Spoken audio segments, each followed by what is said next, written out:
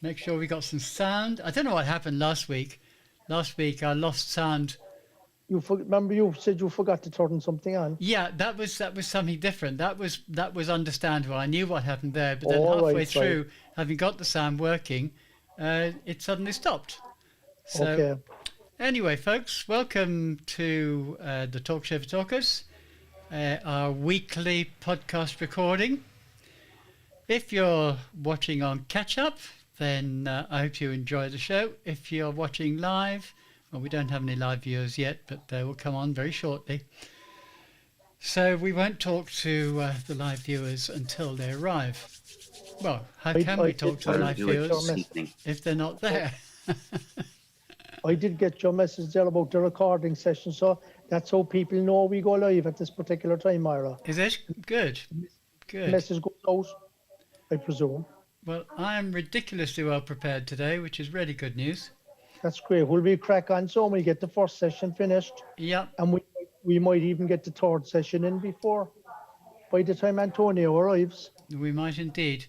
What was it I wanted to do? Apart from clean up my screen, which is is that better? Or is that better? Is what better? You're okay. Oh, Grandpa. You're good. Is that better? I'm not looking at you. Better, Paul. What's the difference? You want the previous one, light. Yeah, that's better, Paul. I think anyhow. It's a bit red, but it's a better lighting. The red is reflecting from your wallpaper, Mara, behind your back. What's reflecting? Paul's light. Do you like my background, Ted? Lovely, actually. I've no idea where I got it from. I think you got it from the Queen of England. Could be, yeah. You're inside in her sitting room. Yeah. Those seats behind you are very royal looking. They are indeed, aren't they? Lovely. Now, I'm just tidying up my screen because I end up with so much on my screen that it's very difficult to know. Come here, folks. Congratulations on the meeting the other night. It was a fabulous meeting. Which meeting was? Oh, the club meeting. Blarney Toastmasters. It was good, wasn't it? It was a great meeting. Everybody made a great contribution. Yeah, I'm always. I thought Daniel's speech was fantastic. Oh, hasn't Daniel come on so much? Hasn't he come on so well? Yeah. Yeah. It was brilliant. Vast improvement the other night. Yeah. The only comment that I had was he needs to improve upon his reading to make it less reading style, but that really takes a lot of practice. But no, he did brilliantly. Sorry to interrupt. I know that we're saying nothing but good things about our fellow club member, but perhaps our fellow club member doesn't want his performance evaluated in front of the whole of District world. 71, who shall be tuned into this. Yeah, well, we didn't give any surname. No, we haven't identified. Yeah, and sure, we have 6 Daniels members in our club anyway, so we'll have no trouble. You're right. Actually, we have 7. We have 7. We have 7 Daniels, right? Yeah. Very popular Cork name. No Daniel. What's his name? It's got. I think it's the Latin for king. What's that name again? I'm just going Daniel Pink, yes. No, the Daniel. It's the Latin for king. Really? King. I never knew that. What's the Latin for king? Latin for king is Rex. Exactly, that Daniel. We have him as well. Oh, Daniel Rex.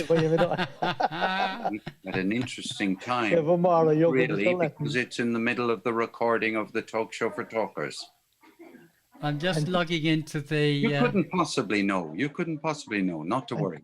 Tell him that. Okay. Tell him that she's also live. Bye. Okay. Tell your friend there, Paul, he is also live on YouTube. That was Nicola Canny. Yeah? All right.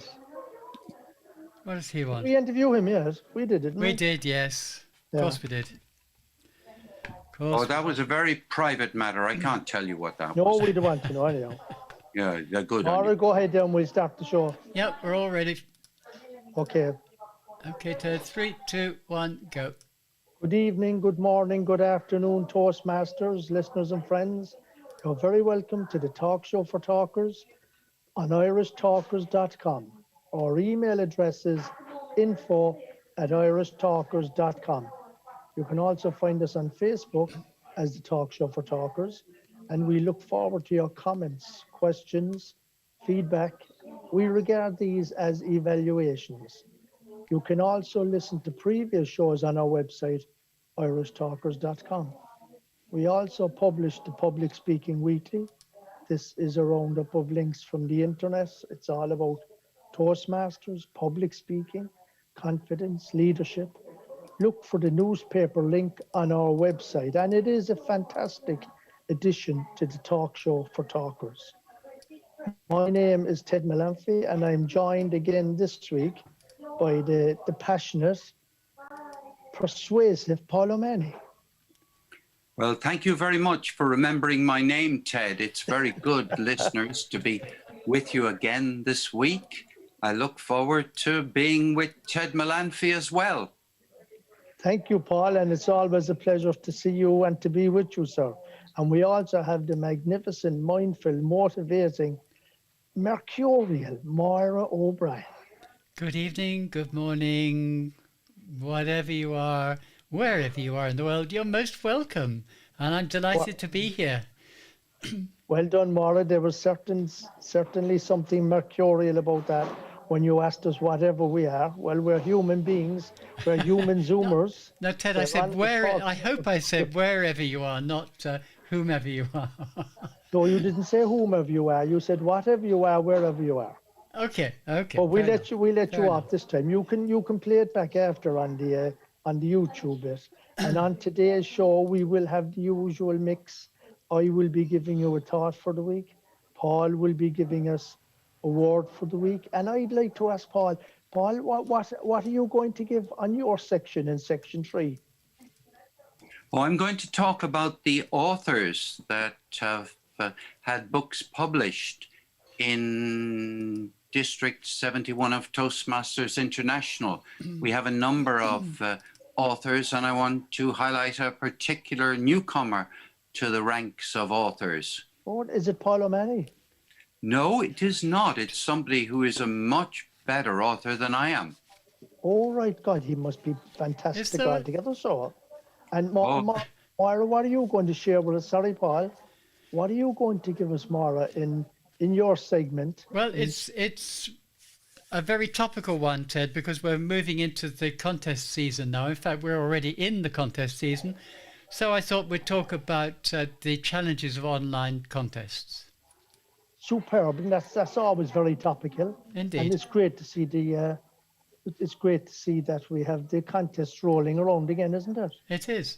It is. So that's very good. So I'll give you my quote of the week now before we waffle on another bit. And my quote of the week this week comes from Bill Gates, and it's fine to celebrate success, but more important to heed the lessons of failure. So it's fine to celebrate success, but it's more important to heed the lessons of failure. Thoughts? Well, that's very true, Ted. It's a message that comes through loud and clear from almost all the successful men or women in business, that before they became really successful, they failed many, many, many times.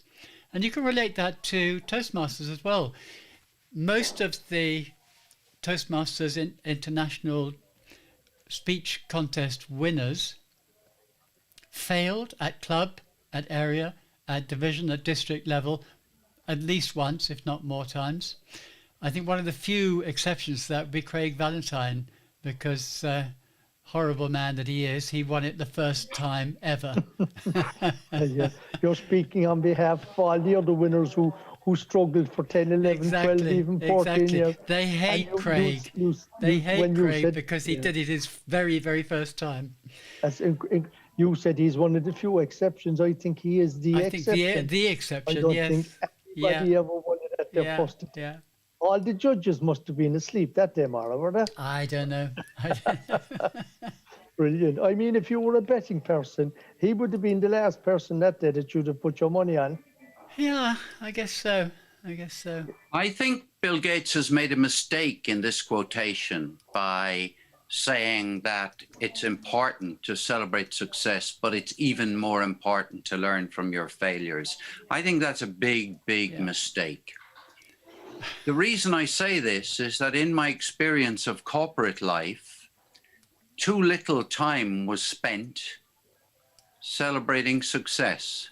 As soon as a project came to conclusion, well, of course, there were 5 more projects in the pipeline, and many people I've come across, including CEOs, haven't dwelled long enough on the success and the reason for the success of the team, and have been really keen to go around making sure everybody learned from their mistakes. You've got to learn from your mistakes. Well, of course, it depends upon what tone of voice you're going to use, which is a lot to do with vocal variety, which we'll be focusing a lot on today. It depends on your tone of voice. So Bill is wrong, I think, and I think that Bill's mentor would be inclined to say, Bill, you've got to have a more even balance in this, right? Both are important. And what is the advantage of saying the sun is superior to the moon? Of course not. The sun and the moon are different sides of the universe. That's very, very observant, Paul. However, I was a little bit observant of you also, because you misquoted him. He never said we should learn from our mistakes. He said you should heed your mistakes. There's a slight difference between learning from your mistakes and heeding your mistakes. And I would agree with Bill Gates insofar as I think that's a very good quotation, because we learn more from our mistakes. The bigger the mistake, the bigger the learning, in my opinion. Well, I wouldn't dream of dissenting from your opinion, because you make so many salient points in that last minute or two, Ted. But I also think you've demonstrated your talent as a grammarian by seeing some distinction between what I said and what Bill Gates said that 99.9% of people at any meeting would not have noticed. Well, I noticed it because we both used a quotation, and since I used the quotation first, I particularly noticed the word heed rather than learn. Well, there's a really fine distinction. So, and I'm not bright enough to understand the difference between heeding something and learning from it. But we might return to that in a future episode. But I think, Paul, you made a very good point also about, in fact, Jack Welch, one of the most famous CEOs ever. He only died last March. A fantastic character, a great CEO, marvelous man, marvelous manager, marvelous man as well. He was a person who believed in celebrating your successes, particularly in business. And when he was talking about successes now, he used to be talking about losing 60 million in one day's business or making 100 million. So you're correct when you say that we should celebrate our successes. Well, you make a very salient point about me there, Ted, when you say that I was correct. And that brings me on quite nicely to the fact that the word of the week this week is salient. Now, salient has nothing to do with sailing. Can I just clarify that? I think it's important, really, that people who are listening to this, for whom English isn't their first language, don't think that the word salient, S-A-L-I-E-N-T, salient, it has anything to do. It's a 17th century word, but it has two types. It's both an adjective, so you can talk about Ted having made a salient point. You can talk about somebody standing out conspicuously, being a prominent person, although that's a very unusual meaning of the word. But anything that is standing out from the crowd, any point, if you're doing an evaluation of a speech and you want to highlight a feature of what somebody has done, you can say one of the most salient expressions or one of the most salient behaviors. This is the one that really stands out. However, my advice to you all is don't use the word salient, because if you do that, you may well be in a room with, you'd want to know that your audience would understand the word.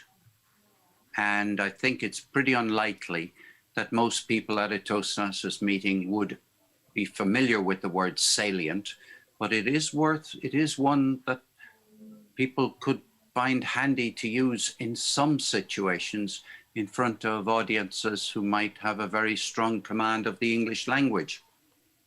One other small trivial matter is that it's also a noun. I've never myself heard it used as a noun. And the reason I even knew that it was a noun is that the Facebook account for District 71 Public Relations today uses its word of the day. That's where I picked up the word salient, and it says it's a noun. And I said to myself, it's not a noun, but it turns out it's a promontory. So something that sticks out, projects outwards and upwards. Anyway, it comes from some word that means to jump. So there we are. That is a word, salient. And I think we're going to hear today, during the rest of the recording of this podcast, quite a number of salient points made by our guest and also by my co-presenters. Thank you, Paul. It's very crystal ball gazing out of you, I must say.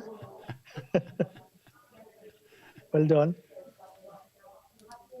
Now you can practice using it, because on the Facebook page that I looked at this morning, there was a bit of encouragement to Toastmasters to use the word as many times as possible this week. So perhaps on the show this week, we could see how frequently we could use the word salient in a number of interesting ways without repeating the expression. Well, I'll try to give you an interesting way. So since you said it was a noun, could we say that your name is Paul Salient O'Mahony? Well, of course, that's what do you call somebody's name? They're a particular type of noun. Let's ask, have we got any English person here who could possibly clarify? No. English person or English-speaking person? No. Well, is that a proper noun? Is that what it's called? What did you call the salient when you said it was a noun? What type of a noun was it, did you say? A salient is a proper noun, yes. A salient, yeah. Yeah. Salient. You have a couple of salients pointing out on either side of your ears, Ted. Both of your ears are surrounded by salients. Ted is sitting in an armchair, and I'm surrounded, all right. Protuberances on both sides. So his head is set back in when between. When you said you were between your ears there, I thought you were talking about hairs growing out of my ears for a minute. I wonder how long this episode can continue without anything sensible being said.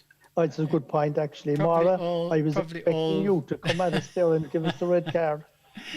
Yes, but I've been busy trying to find our background again, Ted, which seems to have disappeared, but for YouTube. So we'll bring this episode to a close, and we'll invite you to join us again tomorrow when we will be interviewing a very interesting lady. I say we, of course, Ted Menanfi will be doing the interviewing. See you then. Thanks, Moira. Right, I don't know what happened between last week and this week, but we managed to lose our background, so I'm busily trying to recreate it. That's what I love, actually, Paul, when there's a mistake made. Could you, hang on, guys, can we please say hello to Antonia Hello, Antonia. Hello to Antonia Harrison. We do have some manners on this show. We did, but I knew she was listening, so she'd have been interested in what I was going to say. Well, hi, Antonia, good to have you here with us. Are you off air now? We're off air now, yeah. Oh, we're off recording. My apologies, I was deep in something and that's I okay. lost That's okay. track of time.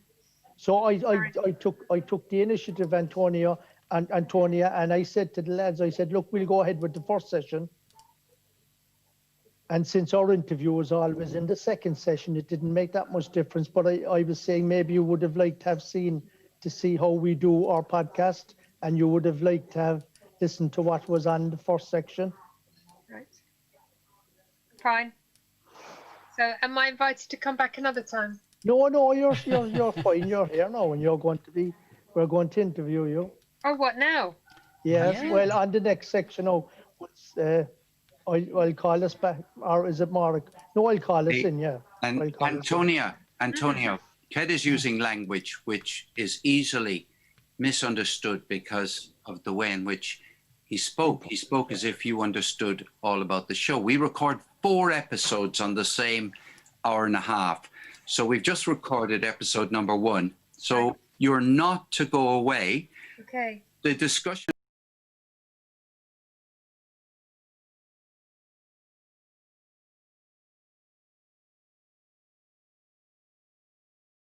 Always call me Antonio. I don't know why. They do a lot of. I'll tell you why. I'll tell you why. Actually, it's much easier to pronounce Antonio than it is Antonia. Well, maybe it is. That's what I think, and I think we all grew up with Shakespeare and the Merchant of Venice, and that's where we got our Antonio. Yeah. So that's embedded, but Antonia is. Antonio is an Italian ice cream man. Oh, that's right. You're right. The fella with the inside in his gondola, is it? I think when you get into a hole, it's a good idea to stop digging. That's always a good idea. Always a good idea. All right, will I call us back in so for the second segment? Just give me a few tickety-boos, because I don't know what's going on here. I'm making it right. Are you a fan of Marcus Aurelius, Antonia? Not particularly. I just like the background. Oh, right. I'm a fan of Marcus Aurelius, actually. Fantastic, one of the best, the greatest leader ever in history. Then you will approve of the background. Yes, and as well as that, he also is a fantastic stoic. A stoic? As you probably know. That's a great word, You're much more of a scholar than I will ever be. Tell me what. You should look up, actually. He's a fantastic character. While Moira is busy, Ted, can you tell us one of the things that, because I don't know, Marcus Aurelius led? What did he lead? He led the Roman army. And who did he lead them to beat? Well, Marcus Aurelius was originally a slave. He was one of the, what do you call them again, the fellas who fight inside in the circus? Gladiator. He was a gladiator, and for his heroism and for his integrity and for his honesty, he was elevated up into the army, and he became Julius Caesar, Marcus Aurelius, the leader of the Roman army, leader of the world. Are you saying that Marcus Aurelius and Julius Caesar are the same characters? No, I'm not. No, but Julius Caesar is the name. You could have fooled me there, I mean Caesar. Caesar is the name they give to the leader. Of course. That is true. You know, that's what I meant to say. Sorry, beg your pardon. No, you're talking to a man who has forgotten his Latin, so I wasn't able to read. But Marcus Aurelius was regarded as one of the greatest strategists, one of the greatest leaders, if not the greatest leader in history. And he is also, as I mentioned, a stoic. Stoicism is a way of life. So in other words, you do everything that's right. You practice the things that we practice in Toastmasters: integrity, excellence, and all those lovely other things. Service. Definitely service. And have a bit of respect for our guest. I think we should really and truly make sure that we're not leaving her sitting here, the clock ticking. She's a busy woman. Okay, well, we're ready to roll, folks. So well done, Mara. Thank you. As best as we can, anyway. I've just had a message from my son saying that our health secretary has not ruled out that he may instruct university students to stay at university campus over Christmas. Over Christmas? Oh, that's a nice one. Comes to mind.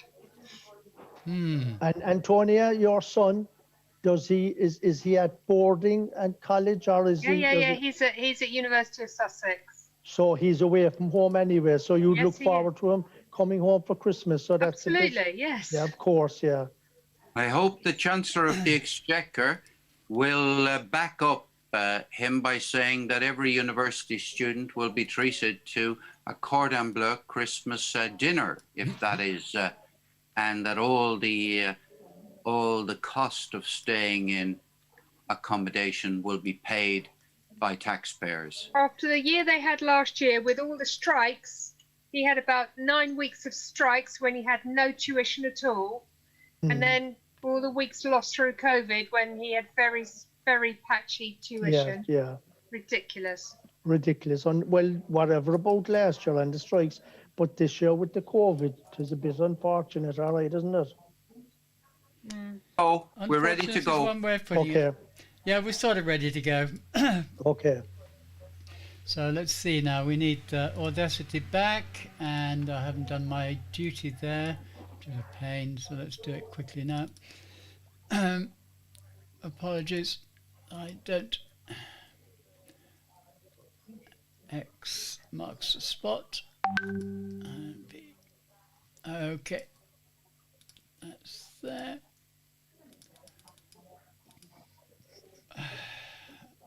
Okie dokie. So, Ted, it's going to be over to you in 3, 2, 1, go.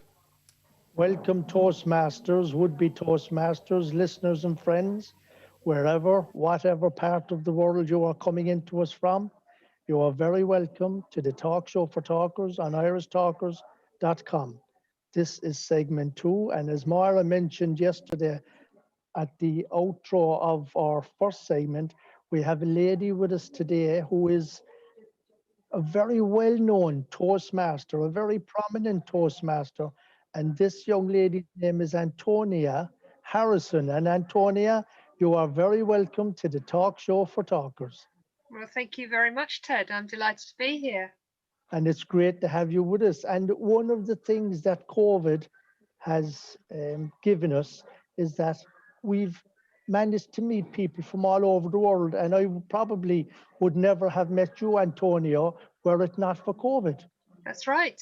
We would not have met. I would not have met any of you three people, probably. And all the other people around the world that I've met through being online in Toastmasters. Exactly. And what I must say, I must take my hat off to you, because the number of times that I've been on some of these international calls, or if there was a party on, or if there was a conference on, Antonia, you are usually there flying the flag. I am indeed. I have even been to a club officer training in your district. Superb, well done. And when you say your district, of course, we're District 71, but we also know that you were a member of District 71. So I'm in District 91. No, but you were a member of District 71. That's what I I'm was saying. briefly in D71. I joined D71 in 2012 when I returned from Belgium. So I started with Toastmasters in Belgium, and then I came to D71 in 2012. And I can't remember when the district split. I think it was probably just the year before, I'd imagine.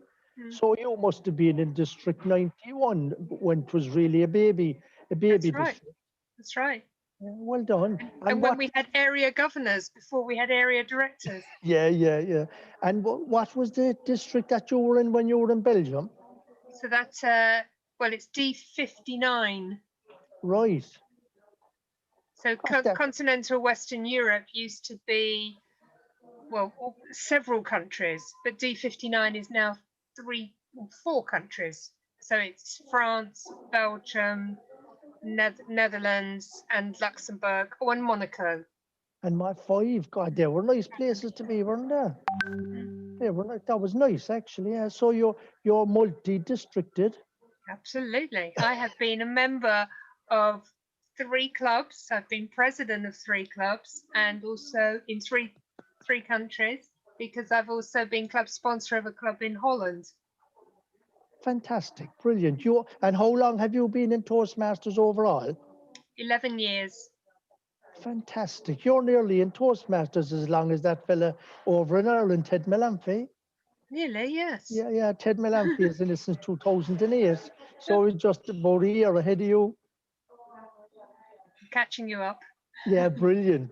And Antonia, for all these people who are joining us today on YouTube, who may not be Toastmasters, you and I are consummate Toastmasters. We've been in it so long. But what attracts you to Toastmasters, would you think? Or what did attract you? So originally, I wanted to become a motivational public speaker. And I saw a flyer in my local library telling me that this thing called Toastmasters was going to start a club locally. Now, I had met a German Toastmaster while I was living in Spain, who had been a European champion, and she had first told me about Toastmasters. So I just parked that thought. In fact, I never looked for a club in Spain, and there was actually a club where I was living, but I never pursued that thought. And then when I saw that leaflet in my local town in Belgium, I thought, ooh, motivational speaking, there's a new club starting up. I better go and look into it. So that's how it all started. Yeah, superb. And you know, that tied in lovely, because in actual fact, my first question is always, what brought you to Toastmasters? And you've answered it there. And in answering it, I've discovered that you're an intrepid traveller. I am. So how many countries have you lived in? Spain, So- anyhow, Belgium. So I've lived in Belgium and Spain for 16 years in total, and each country twice. Excellent. And England, no. And England is your home country, is it? It is. I'm from London originally. Right. So that's fantastic. And would you say there were any different things between the Belgian club, the Spanish club, and now District 71 in the club that you're in now? What kind of nuances or what kind of characteristics would the clubs in France and Spain or in Belgium and Spain have? Well, each club has the basic formula of the Toastmasters program, but each club has its own flavour. So in Western Europe, they tend to have an R counter, which we don't have in the UK, or certainly not in UK South. And in my club in Belgium, we also had a joke of the day, a serious thought of the day. And I've only been to 2 Spanish clubs. One was a Spanish-speaking club, one was an English-speaking club. The English-speaking club's quite laid back, very sociable. They actually have tapas and wine in the break. Great way to have a meeting. I've been to most of the Belgian clubs, either in person or repeating now. I go and visit them online. And they're all very different. And I have been to 3 Irish clubs since lockdown. So that's given me that opportunity. And one of the Irish clubs I went to started with a quote, ended with a quote. There was a poet master. I thought it was absolutely charming. Oh, that's lovely. That sounds lovely. And the other one that you reminded me of there is the R counter. This is something we always do in our club in Blarney Toastmasters. You know, it's part of the DCP program. In actual fact, it helps you to push up because you get credits for being the R counter. Right. So in my club in Belgium, I used to take my kids along because it saved paying for a babysitter. Yeah, that's they were about 10 and 13 at the time, and they used to be our counter between them. Oh, fantastic. So at the end of the meeting, they'd say, oh, so-and-so had 3 arms. No, he didn't. He had 4. There's a mini argument on stage. That must have been the most important part of the meeting. So every time you went to the meeting, that's lovely. That's lovely. And since you mentioned your 2 children, did they carry on enjoying Toastmasters? Oh no, they don't want to hear about it. They think I'm obsessed. I don't know where they get that idea from. Welcome to the club. Actually, I was nearly disowned in my house, and when I suggested to my son and daughter, and indeed my wife, would you like to come to Toastmasters? I was nearly thrown out of the house.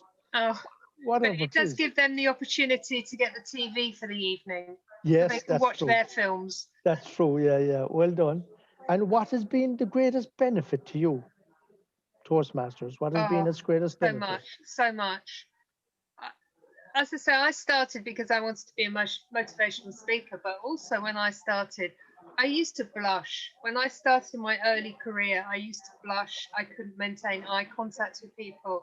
I couldn't sit in a meeting in a group and hold a business type conversation. So when I started in my first Toastmasters club, the idea of answering a table topic was something I just wanted to avoid. I did Yeah. my icebreaker in Dutch, if you can believe such a thing. Well done. Well done. And I've done another speech in Dutch recently on the subject of Brexit, by the way. I did it at a club in Antwerp. Excellent. And I, of course, things have moved on. Now I love table topics because the question doesn't always fall for me. It never does. But it's a challenge, and some of them are great, and sometimes you wish you had the last person's question instead.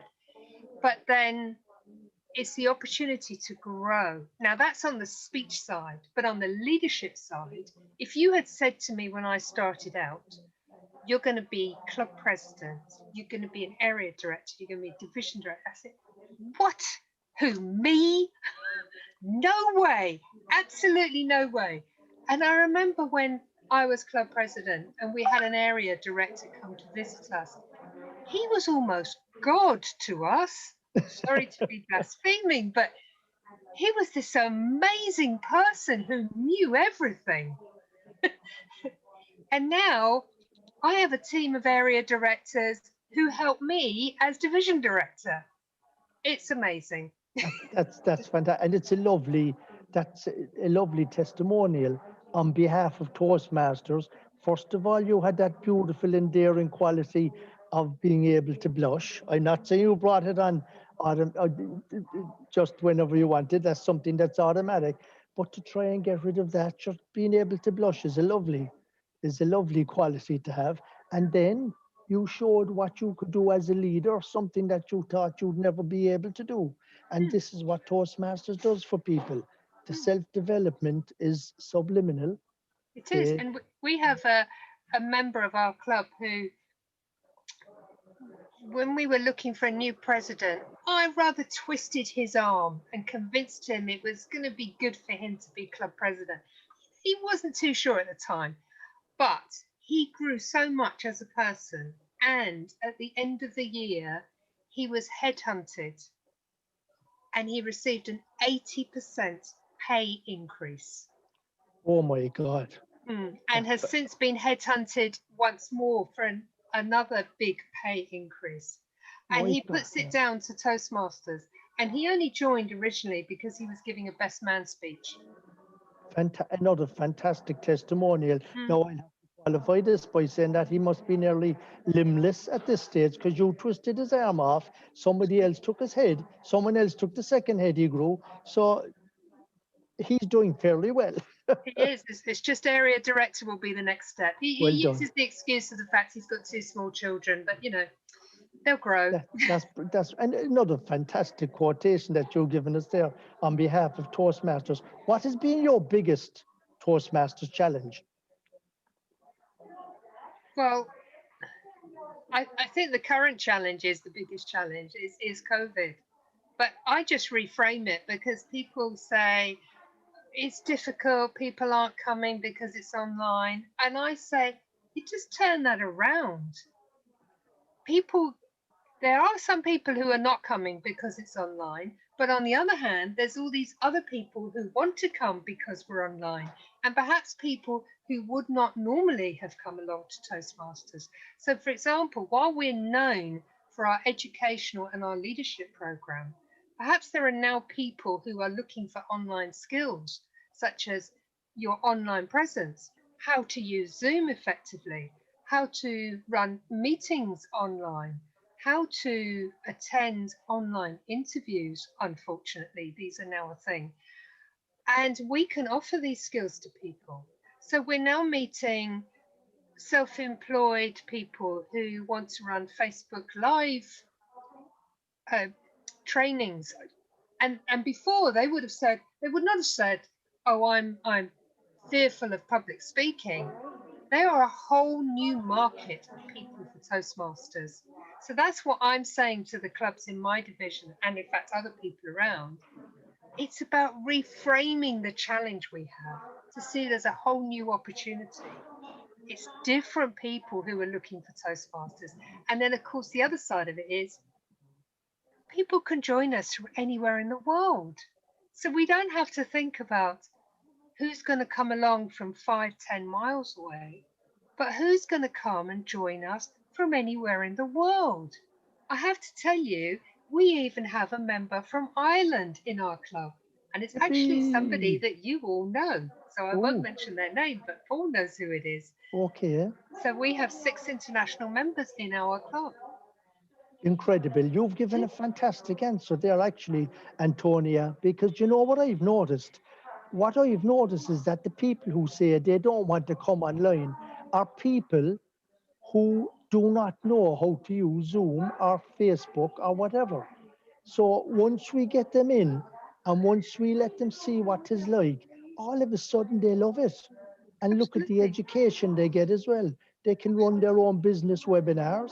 They can run their own business Zoom meetings if they wish. So it's a huge education. Absolutely. And for the number of people who say that they're suffering from Zoom fatigue or screen fatigue, I bet you those same people who don't come online are either watching Netflix or sitting on Facebook or sitting on their phone or some other screen. Or sending WhatsApp funny messages and things like that all day long. You're right. It's just that they are scared to come online because they don't, or not maybe scared, but reluctant because they don't understand this whole new world. Well, it is a world we now have to live with, like it or not. It's not going away. It is the new normal. And that is a very salient point. If I may use Paul's word of the day, it's a very salient point because this is our new world now. We will never go back to what we used to regard as normal. This is normal, what we're doing now, and we have to get used to it. If you could, what would you change about Toastmasters, if anything? Maybe some of the rules. I'm not really a rules person, so maybe some of the rules could be updated. And I'm not going to mention any of them specifically, but some of them get a little bit in the way and could do with being looked at.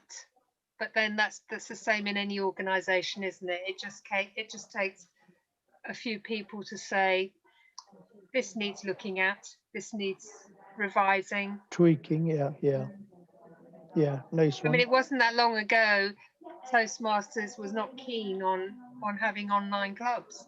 And all of a sudden, within the space of a few days even, never mind months, suddenly online became the new norm. And they had to get used to it. And now look at us. This year, all of our contests will be online. Yeah, and we've had to learn how to do that. I've just been chief judge for 2 online contests, and it is a steep learning curve. It really is. It is. You're so right, because you're speaking to a screen. You haven't got the sort of the camaraderie or the comfort of the crowd around you. You know, so you're so right. And what keeps you coming back to Toastmasters? The people. Every meeting is different. I mean, you could say, oh, well, every meeting we have 3 speeches, 3 evaluations and table topics. It's the same old thing. Of course it isn't, because every meeting we have different people talking, different subjects. We learn new subjects. I mean, I love hearing people's icebreakers. I'm so curious about people. So in my club, I ask all members to give an icebreaker, even if they're not new members, or even if they're not at that stage in their program. I ask them to give an icebreaker so we can learn about them. And of course, the table topics, we learn so much about people.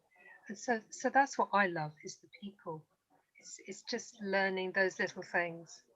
We had a question last night about if, in these strange times, if you could only visit one more foreign country in your life, if that was a thing, where would you go and why? And that's a really challenging question. And people had to answer that on the spot, maximum 2 minutes. And people gave very interesting answers to that. Superb. And Antonia, we're going to have to wrap this beautiful conversation up. But what I would like to advise you about with regards visiting a new country, dwell on the beauty of life. Will do. And thank you for being a superb guest. It's been a real pleasure. And would you like to come back tomorrow so we can chat with and listen to Paul O'Mahony on the third segment of the Talk Show for Talkers? The thing is, Ted, that tomorrow my son's actually coming back from university. He's only been there a week, but he's coming home already. Oh, fantastic. Well, I'll let you into a secret. You can be there tomorrow for your son, but you can also be here with us tomorrow because we do the recording today. Well, let me find out what time my son's going to be home. Okay, thanks, Antonia. It's been a pleasure. Take care, Ted. Lovely. Thank you. Antonia, that was fantastic. When I say to you tomorrow, it means what we record now in the next quarter of an hour will be going out tomorrow. Now, if you need to rush away now, by all means, and if you want to stay on, you're more than welcome, but the decision is yours.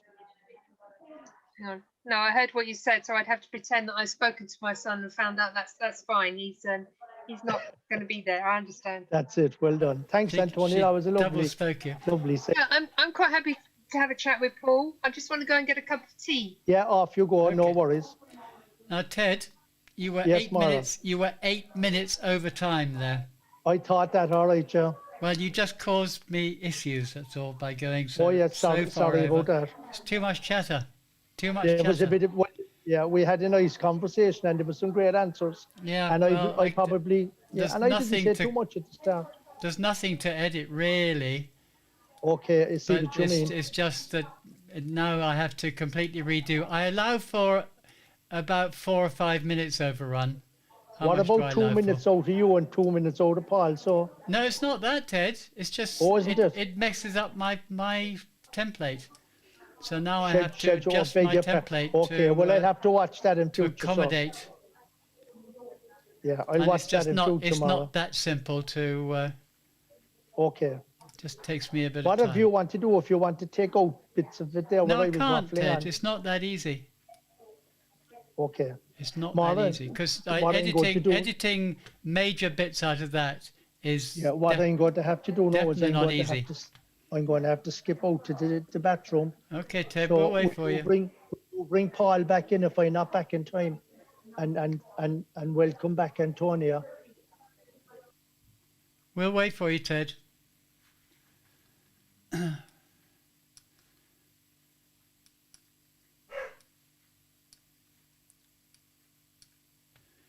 So, Paul, it's just you and I for the moment, it would appear. Now, why is that not working? That's why it's not working, because I was clicking the wrong button. And I believe you're muted, Paul, which, of course, doesn't help very much to the listeners situation. And viewers. Our engineer, our sound engineer, is busy in the background working to save this podcast from a disaster. You have just heard one of the most inconsiderate, indulgent, self-centered interviewer in the whole world. Imagine he was given a specific amount of time. He's a so-called experienced Toastmaster, and Toastmaster puts a mammoth emphasis on your ability when you go to a conference to not have your microphone turned off on you.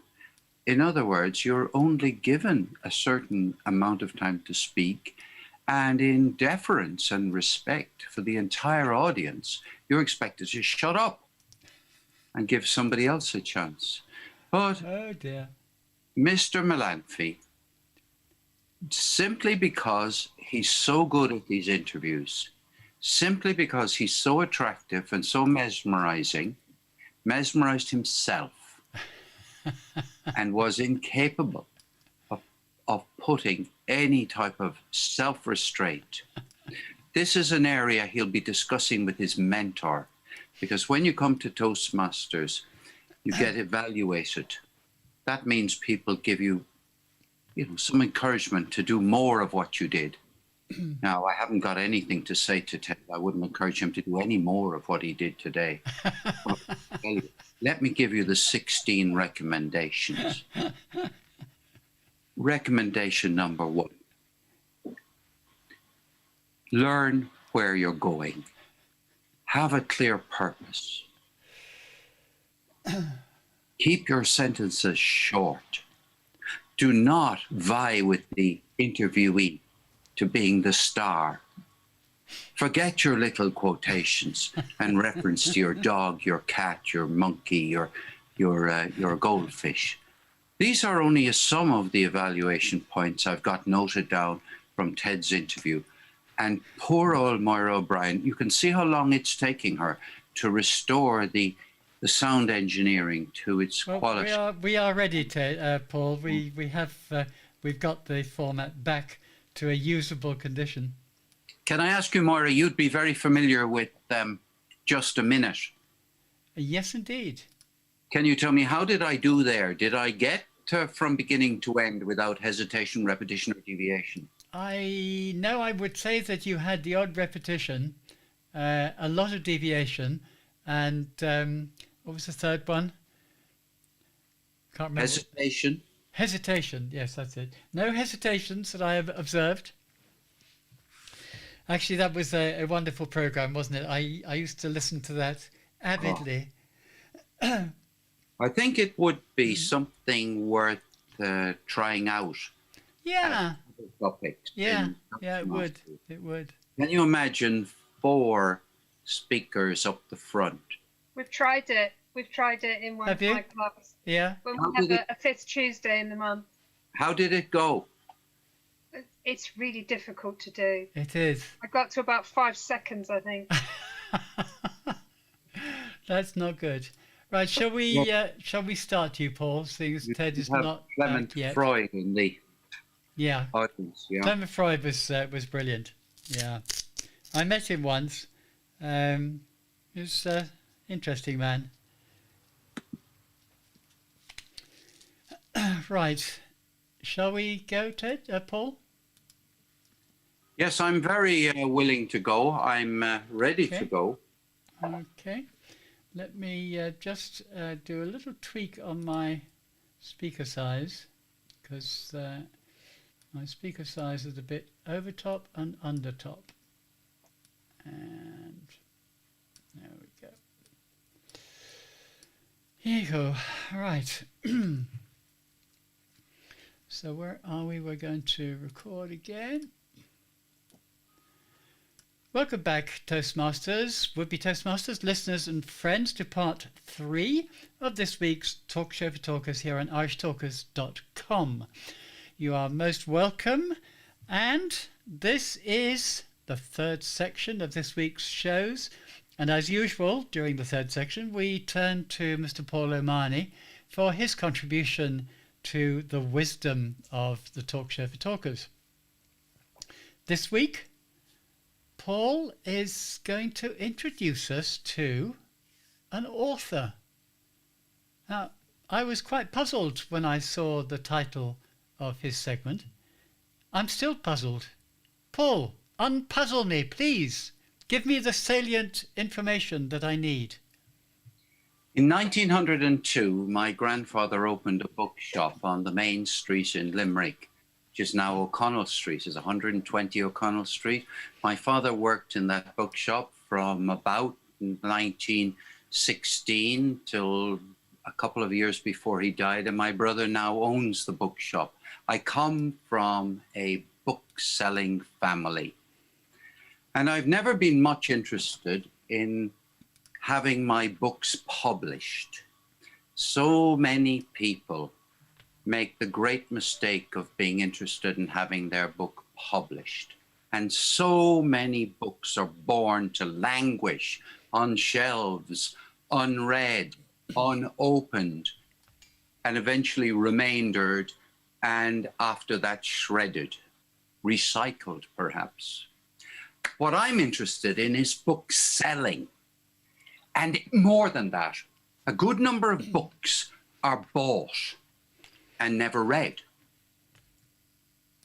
The key thing is to write a book, get people to buy it, get people to read it, and get people to make use of the book in order to have a better life.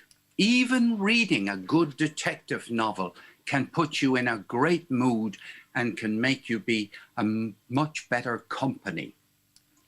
So, listeners, Toastmasters, who do you know who has, let's just say, written a book, who is a member of Toastmasters in District 71, or even, while we're thinking of it, District 91? England, Ireland, Scotland, Wales. We have no club on the Isle of Man, by the way, unfortunately. We're working on that. But back to the key point. Who do you know who's written a book? Well, here's one. Past international president of Toastmasters, 2003 to 2004, Ted Cochran. Here is his book. His book is called Hiring a Car and Walking After It, a little book of life lessons, all about, well, in a way, all about leadership, but also lots of stuff, like, for example, chapter 15, until we can manage time, we can manage nothing else. Yesterday's episode saw a little hiccup in the managing of time. We make hiccups all the time. That's why we come to Toastmasters, to get over our hiccups. So there's one. Another person whose book I want to recommend highly to you used to be a very important person in District 71. Her name is Laura Bruce. She now lives down in Christchurch in New Zealand.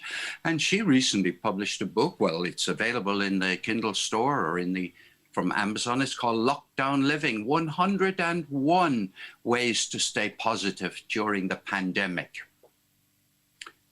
It was published on the 21st of April, 2020. But they are not the books I want to tell you about. Both of those people are very experienced.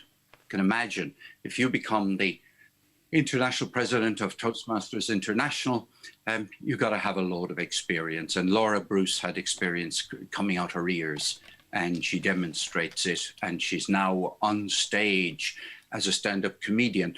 I want to talk to you about a newcomer to an author from District 71.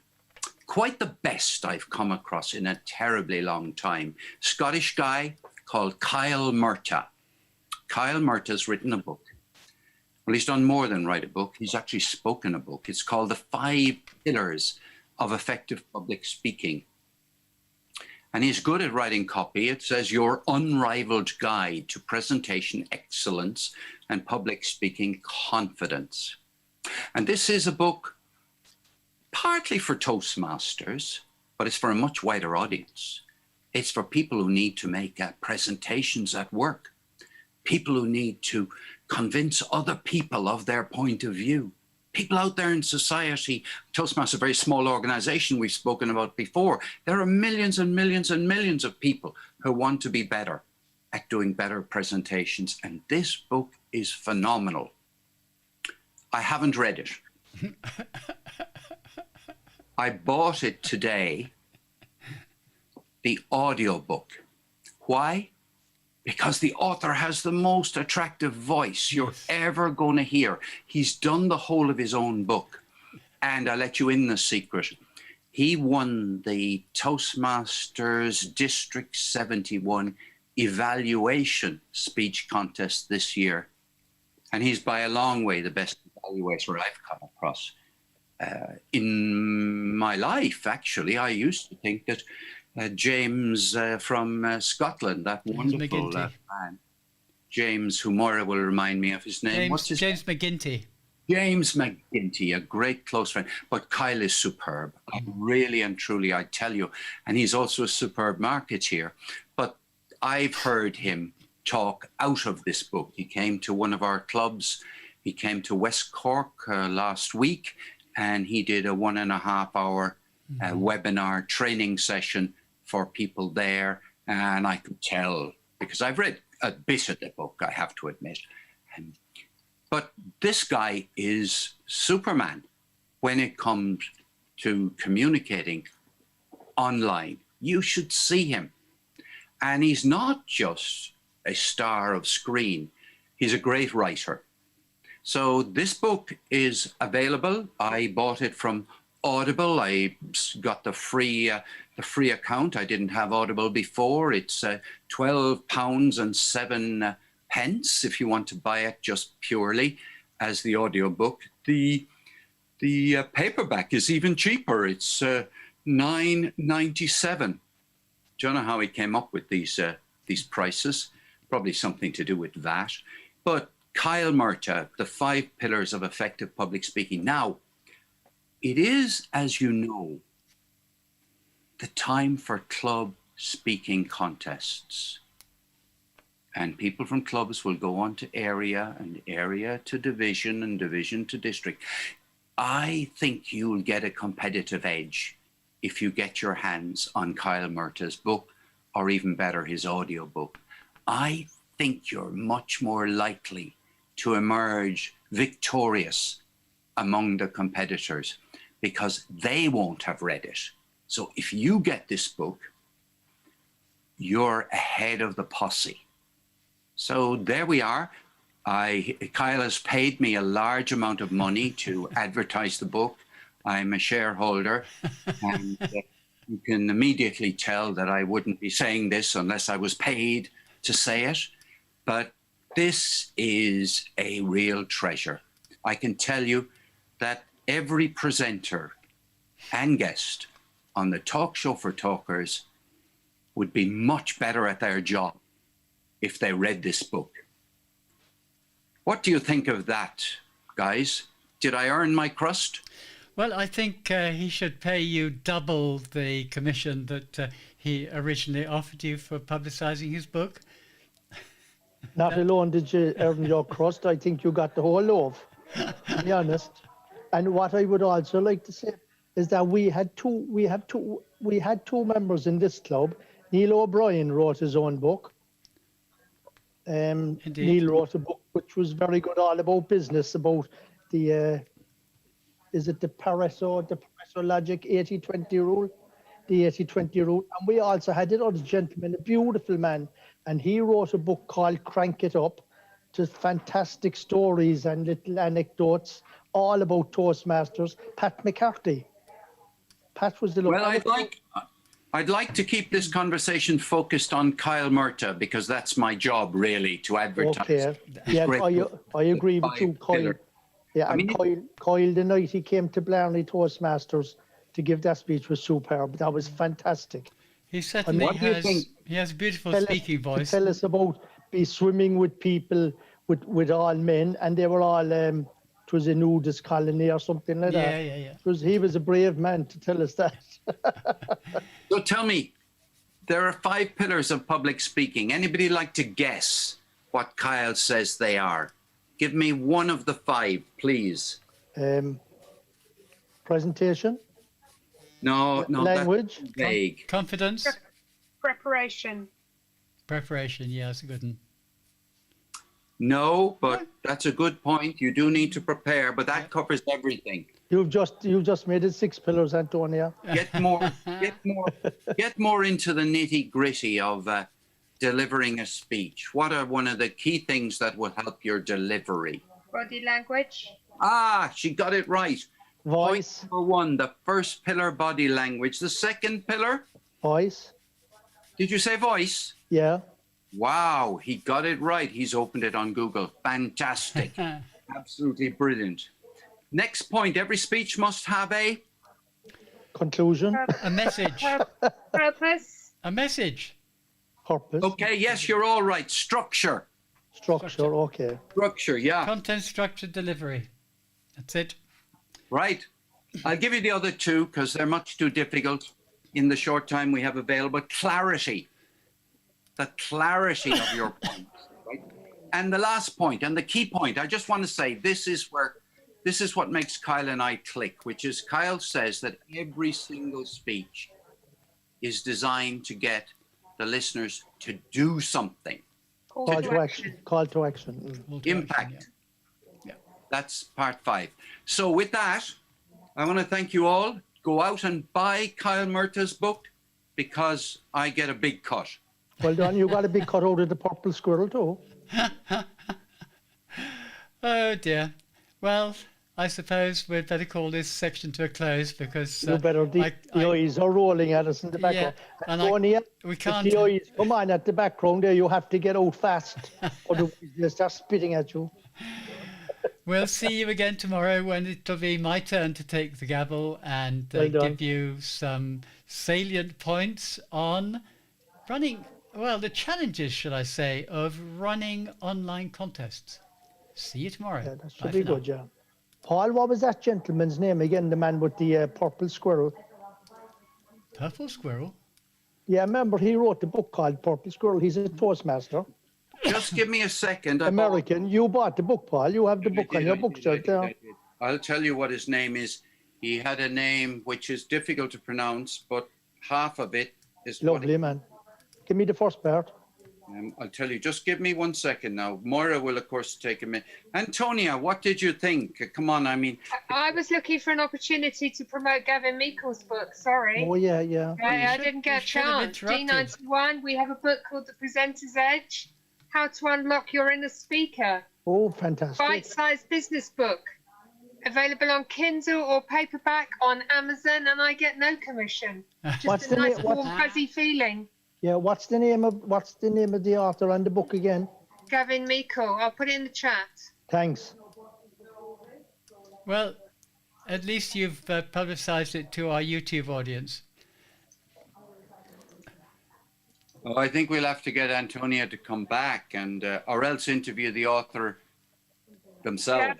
Gavin Meikle, who is Scottish, but living in the Portsmouth area. Gavin Meikle, The Presenter's Edge. What is it with these Scots people that they are so... Writing books, they're hard up. They like making money. I love it. If money was that easy to make, no, we'd all be at it. Yeah, yeah.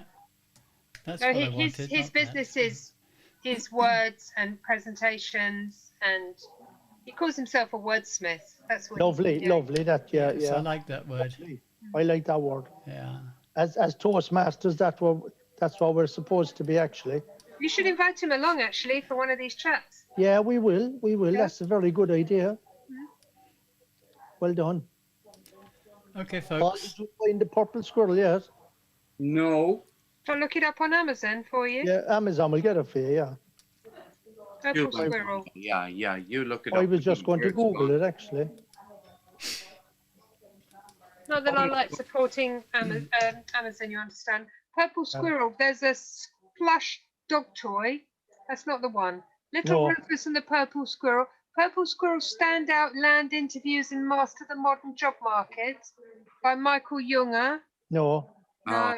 There's a complication that the word is fairly widely known in the United States, the phrase. Yeah. Mm.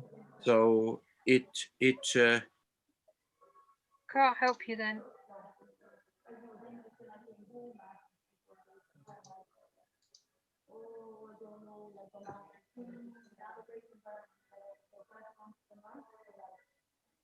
okay, keep talking, Ted.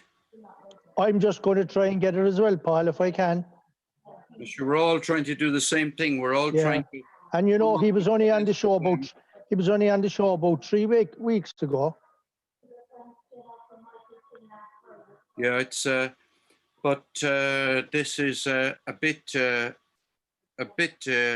anyway, I give up because otherwise we won't give Moira a chance to tell us how to run a contest. It'll come to you at 3 o'clock in the morning.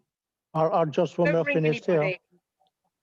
That's usually what happens when your subconscious is taken over. So where are we at, guys? Remember we do have how many? 300 viewers at the moment. Yeah, about Okay. that. I'm Okay. rating I'm waiting for peace and quiet. I just realised I was shouting at you and my microphone was muted. Okay, I'll tell you who it is. It was Eugenio. Oh, Eugenio. Eugenio Jaramillo. Jaramillo. Well done, Paul. Pardon me, Well done. pardon me. Gosh, That's lovely, yes. man, actually. He was a lovely Paul, man, yeah. Paul, you have the Yes. book. What is it like? Did you read it, Jeff? It's, yeah, I have the book. I ordered it. I now I realize why I don't have it. I ordered it from his website. It came in a hard copy. Yeah. And did you read it? I read part of it. I usually only read part of books. Oh, that's not a Really? good sign, Paul. Not a Yeah. good sign at all. No, bad sign. No. But You'll there's have to give it to me and I'll read all of it. I'll tell you what it's all about. When my son was at school doing his GCSEs, they were only encouraged to read chapter 1 and the last chapter. Of any book. That's how they're taught to do English literature these days. Oh, that's English lovely, yeah. literature. Oh wow! That is appalling. It is, isn't it? Yeah. No, I'm only talking about business books. I have found with business books that most authors give all of their key points away in chapter 1 when they're telling you what they're going to cover in the book. And the book is usually an elaboration of the points that they've Yeah. made in the introduction. That's So fair enough. I've read a lot of business books. Relatively few of them have I got to the end of. The ones I might get to the end of are the business books that are written in the form of a story. Yeah, do you know the one you'd love, Paul, actually? The gentleman that I mentioned earlier, Jack Welch, Straight from the Gut. Yeah, Can the we- trouble can with we- that can the trouble we- with that book, Ted, is it's very thick. But I know it isn't thick at all. It's very enlightening, actually. When I was reading it, he actually passed away. Oh. After it about 2 days before I finished. And Paul, I meant to say to you actually at our meeting the other night, Antonia, Paul was our Toastmaster at the meeting the other night. And at the end of the meeting, we were having a casual conversation and he asked me where I came from. So I could have given him the funny explanation, which I'm going to give you now, but I gave him the exact one, which is our family. We go back to the 4th century in Ireland. But when you're asked, I was asked one night at a different show, where do you come from? And I said, well, I was conceived in Killarney, which I was. And before that, I was in my dad. And then there was a swimming contest. And I won that, but I can't understand how I won that swimming contest for the simple reason that I can't swim. So you have to be very careful with the questions that you ask. Okay, chaps. Shall we bring the show Yeah, back we will. to what we're supposed to be doing? You are going to enter the humorous speech contest this year. I'm not You sure might as an have assistant something, maybe, I don't know. director whether you're entitled to. Yes, you So, are. The assistant. Moira, are you going to talk about contests? I'm going to talk about contests. Yes. So I've been in a contest in a division contest where a contestant was disqualified on technological problems. Yes. As chief judge yesterday, one of the table topics contests got stuck in the main room and we couldn't get them into the breakout room Really. All right, because they so were on bad. an iPhone. So that was an issue. Okay. Well, I can cover that because there That's is a a way great point, there is that's a a way great around point. that. But That's a great let's point. save these for the segment because I'm sure we'll That's interesting. These yeah. are all Right, learning curves. absolutely Yeah, yeah. absolutely. And the learning curve there was that if you pay the other contestants enough, they can buy off the chief judge to make sure your man can't get out of the room. He was so good. Can we? Do you want me to introduce you, Moira? Yes, please, Paul. 3, 2, 1, go. Welcome, listeners, to the Talk Show for Talkers. We come now to the very best part of the episodes that we've recorded this week. We have Moira O'Brien, the one and only Moira O'Brien, who is an expert on how to run contests. No. And she's going to give us a tiny smidgen of her knowledge about how to run contests. And Moira, no pressure. not elevating you. There are a lot of things you haven't got time to tell us today.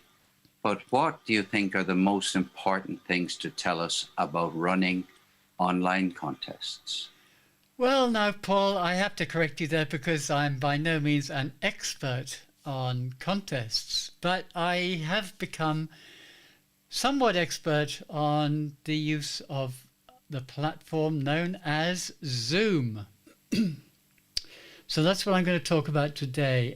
It's very much to do with how we can utilize the platform to the best ability, the best of our ability. Now, the first thing I want to say is to everyone, before you go into a Zoom meeting, check for updates. And the reason I'm saying this, because Zoom is being updated almost weekly or even more frequently than that. They are improving it dramatically as time goes on. And there can be incompatibilities. We could be saying, well, we'll use a particular feature, and because you haven't updated, that feature is not available to you. So you do need to make sure that your Zoom account is updated. Secondly, always make sure that you are logged into the Zoom app. Don't try and attend a meeting on the browser. Download the app and log in with your free account into the app. Doesn't cost you anything, but it is a security that most clubs are and most contests are going to be putting in to avoid being Zoom bombed, as I believe the term is called, when you get unwelcome guests. So that's the first thing. Now let's talk about how we're going to organize the Zoom contest. And the best way that we found so far of doing this is not to hold the contest in the main meeting room. Why do we do that? Well, there's a very good reason. Sometimes people get knocked out of the meeting. Their internet goes down or they accidentally leave the meeting. It can be done, believe me. It's not too difficult to hit the wrong button. When they come back in, they're going to come back into the main room. If you're in the middle of, let's say, a table topics contest or an evaluation contest, you're going to hear things that you're not supposed to hear. So the way we get around that is to hold the contest in a breakout room. The main meeting room becomes the lobby. Now, it means that you have to have a Zoom master with host privileges, not co-host, host privileges, who does nothing else, for the time being anyway, excuse me, who does nothing else but bring people into the meeting and assign them to the meeting room. Or if they're a contestant, to put them into a contestants room where maybe they're going to have their contestants briefing, or if it's before the contest starts and the judges want to confer, you can put them into a judges room. So the rooms that I recommend that you set up in advance is as follows. The breakout rooms this is. So you have your contest room, you have your contestants room, you have the judges room, the counters room, and a couple of spare rooms. Now, I say the judges room, that's not strictly speaking necessary, but it's a useful thing to have at the start of your meeting. The important ones are the contest room, the contestants room, and the counters room. I should say counters and chief judge, because they were the ones who will be using it. Okay, so for ordinary speech contests, there isn't really too much of an issue because everybody can be in the contest room at the same time. We don't have to isolate the contestants from each other or from the contest. Let's talk about the complicated ones. The complicated ones are the table topics contest and the evaluation contest, where we do have to segregate the contestants from the contest room. So we put them into the contestants' room. We need to have a co-host who would be the normal sergeant at arms in a face-to-face meeting in the contestants' room. We would also need to have a sergeant at arms in the contest room. And the sergeant at arms in the contest room will be communicating by whatever means that they agree beforehand with the host who is in the lobby. Because it is the host who can move people from one room, one breakout room, to another. So what the sergeant at arms in the contest room will do is say, we're ready for contestant number 2. She tells that to the host. The host then goes into the breakout rooms and moves contestant number 2 from the contestants room into the contest room. That is the hardest part of the contest, to be honest with you. The other things that the Zoom masters, who would be co-hosts, will have to do is as follows. Within the main contest room, the Sergeant at Arms co-host will be responsible for keeping people muted when they're not actually speaking, and the only people that will speak in a meeting will be the contest chair. Anyone whom the contest chair calls upon, let's say for table topics or interview, or the contestants themselves. Everybody else must stay muted. Now, Toastmasters rules also say that all cameras should be off.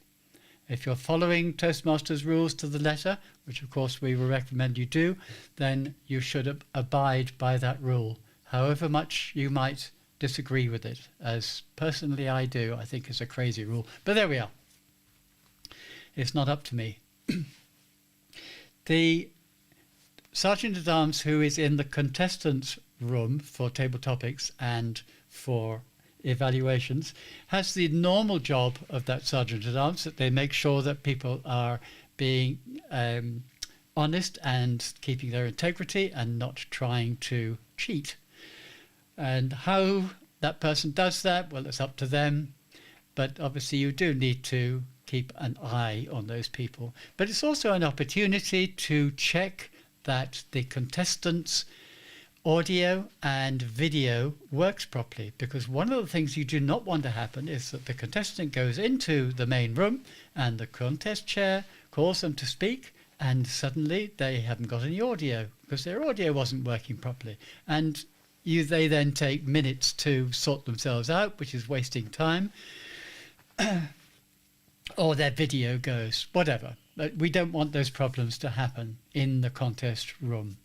Now, there is an issue which can happen, and that is that somebody gets booted out of the meeting. If this happens whilst they're in the contestants' room, it's not a major problem. They can come back into the meeting and be put back into the contestants' room. If it happens whilst they're in the contest and they are giving their contest speech, well, then we have a problem. What do we do? If they are kicked out of the meeting, there is not a lot we can do because it takes time to get back in.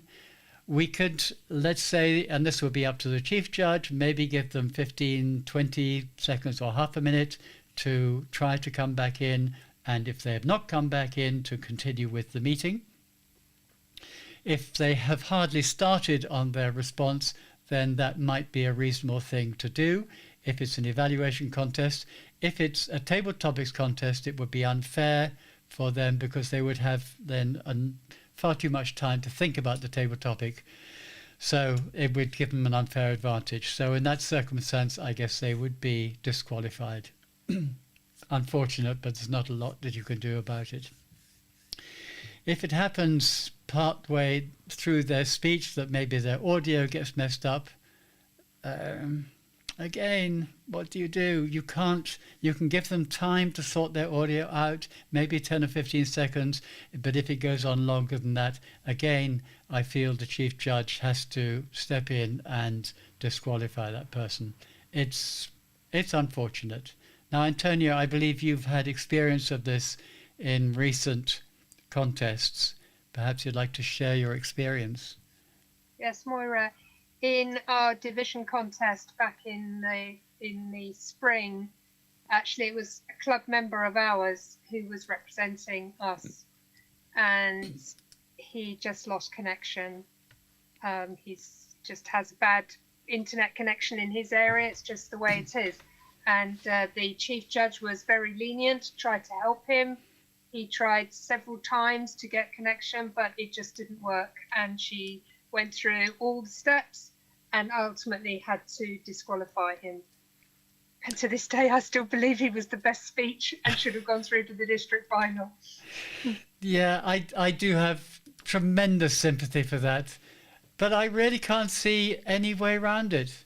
I honestly can't. I think it's a disadvantage of the online contest situation, but it's something we have to live with. Paul? The rules are very clear. Rules say that each contestant is responsible for their own connectivity. Yep. It is entirely down to them. If they are unable to maintain contact with the contest, they're disqualified. That's the end of them. So it's very simple. I don't have sympathy for people who don't do their preparation well. Anyone can have bad luck. You could trip on a stage where you were making a face-to-face speech and break your leg, and that would be very tough luck, but you'd still be disqualified. It is true. So I think that it really is a distracting issue to be concerned too much about it. The rules have been very clear. Sure. Antonia? I may be saying something that's unpopular, but well, it may be, but let's hear from Antonia now again. In this case, this member decided that he could not risk becoming a contestant again this year for this very reason. I mean, I said to him, can you not go to somebody else's house or something to take part? But he said no, he couldn't risk it. And he was a judge last Monday at a contest, and his connection failed. So he said, you see, I can't. Ted?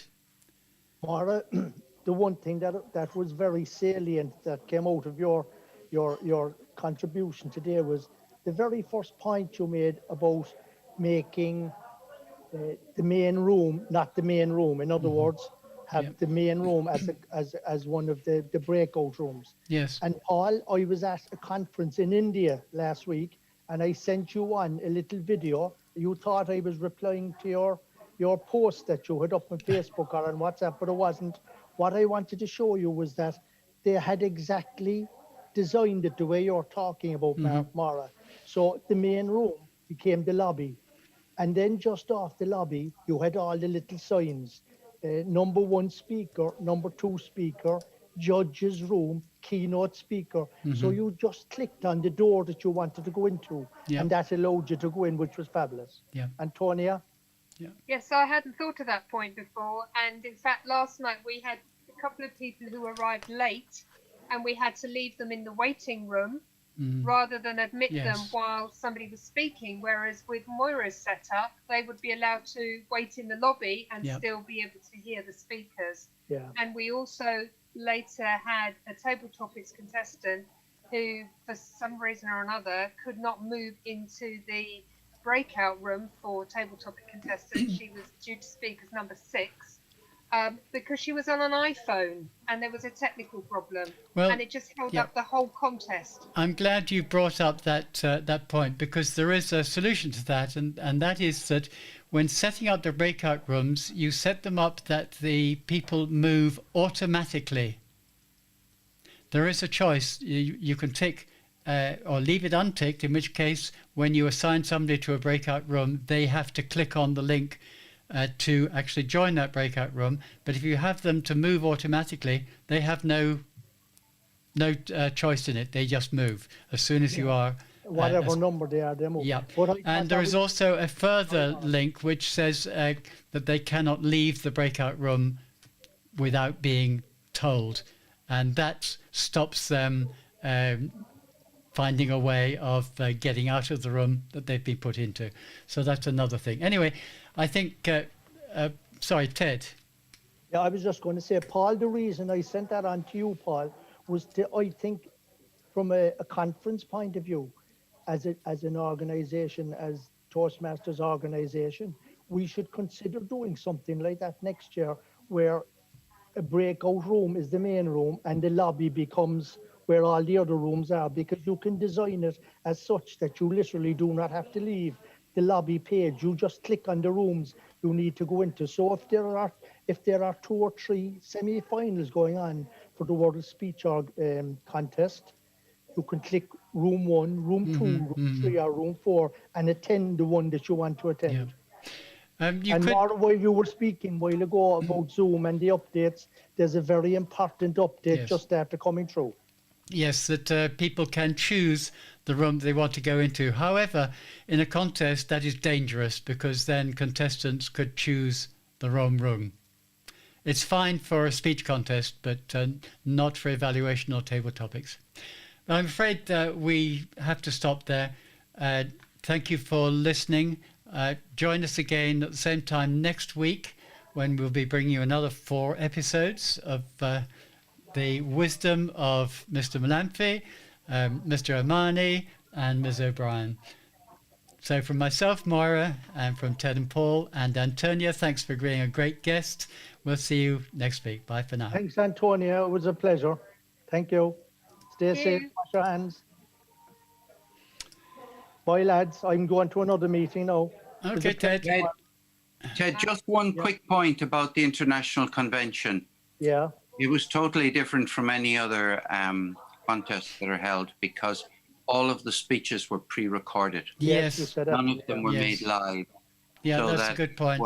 It wasn't, and the whole thing wasn't run on Zoom. Yeah. Yeah, So it was a learning curve too, because there were a lot of issues for people not being able to get in, you know. Yeah. One more point about contests is that we made everybody turn their cameras off, including the contest chair, so that the person who's speaking has absolutely no reactions that could distract them. Yeah, I think that is just so sad.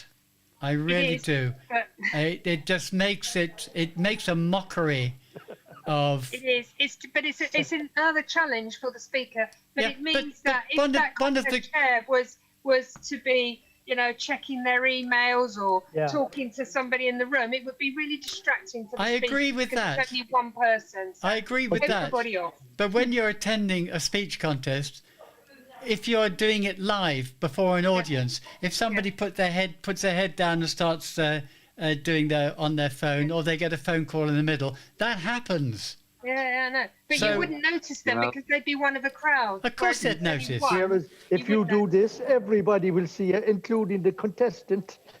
No, I tell you, when you've got 30 or 40 people in the room, and you've pinned the timekeeper, you only see the first 5 people at the top, and that's 5 people that you can now move around on the screen.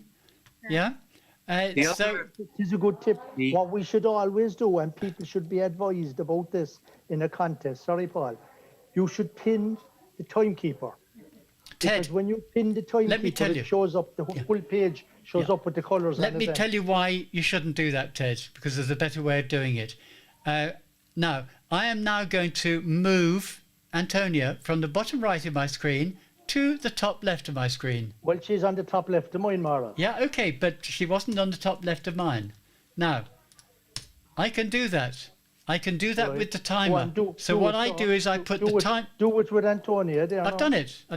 No, you haven't. She stayed where she was. As far as I'm concerned. Yeah, because that's irrelevant, Ted. That is irrelevant. What matters is, for me, what I see. So I am going to see, if I wanted to speak of you, I would see myself. I do like to see myself, because if I'm doing what Mike Carr did in his thing, where he was coming in on the side like this and he was doing clever things, you can actually see yourself on the screen doing it. But what I'm seeing now is Antonia, whom I've designated as my timer, top left of my screen. See what you mean. Do you see? Yeah, And- you didn't make that. You didn't make that quite clear. I thought you were talking about all of us. You're No, talking about the contest chair and the contestant. No. Okay, I have another point Go ahead, I'd like to chip in. One of the things about doing speaking online is that it is very good practice for the world of television and for a situation where nobody on television can see their audience. Mm. And I think it's best approached from that point of view. That's an interesting point, actually. Have people in an audience, I think people are forgetting that why they're practicing online. They're practicing online in order to be able to be online in other situations, because if they were only interested in practicing speeches in front of live audiences, they wouldn't be bothered doing it. Good point. Yeah. Mm. Well, of course, There are at the people- moment we're only doing it online because we're not allowed to do it in person. There are an awful lot of people who want to do stuff online using their smartphone, doing live streaming, running events online, and they won't have an audience to look at. They'll That's just true. have to be videoing themselves. Yeah. And that's terrific practice to set your camera up and video yourself. Yeah. Yeah. To, We can bring politicians into our clubs. Yeah. That's true. Don't we always say and that? they need our help. Don't we always say that? Anyway, folks, let's kill gotta the go. stream and get Thanks, on with Antonia. life We'll meet again. once Cheers. again. Bye. Take care. So, cheers, folks. I'm going Yeah, to thanks, stop Laura. streaming.